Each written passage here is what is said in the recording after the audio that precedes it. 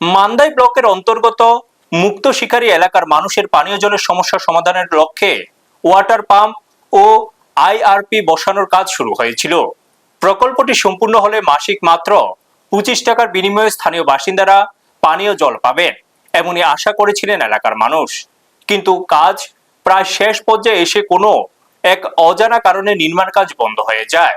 ফলে দীর্ঘদিন পরেও প্রকল্পটি চালু না হওয়ায় পানীয় জলের সমস্যায় ভুগছেন স্থানীয় বাসিন্দারা। এলাকার জনগণের অভিযোগ, প্রকল্পের কাজ দ্রুত শেষ করে জল সরবরাহ চালু করা হলে বহু পরিবার উপকৃত হবে। তাই সংবাদ মাধ্যমের মাধ্যমে সংশ্লিষ্ট দপ্তর ও সরকারের কাছে দ্রুত নির্মাণ কাজ সম্পূর্ণ করে এলাকায় পানীয় জলের সমস্যা সমাধানের দাবি জানিয়েছেন স্থানীয়রা। ব্যুরো রিপোর্ট, নিউজ তৎকাল 24।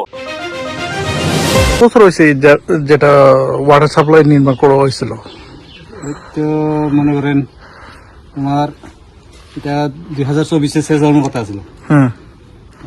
শুরু হয়েছে তোমার 2022 অব্দি, 22 থেকে আরম্ভ। এটা 2 বছর তো হয়ে গেল, এখনো তো শেষ হয় না। লাইন টাইন বসানো হয়েছে না। ও লাইন বসানো হয়েছে না এখন পর্যন্ত। সব দিক দিয়ে বাকি কাজ, এদিকে ওই ব্রিজটা পার হয়ে যাবে, এদিকে দুমতি, আর এদিকে যাবো শ্রীমণিপাড়া, আর এদিকে যাবো দিনাগোপড়া। সব মিস্টেক। এখন চালায়া একটু তারা পাম্পটা দিয়ে চালায়া একটু ইয়ে করে রাখে আর কি। আপনারা দেখছেন নিউজ তৎকাল 24।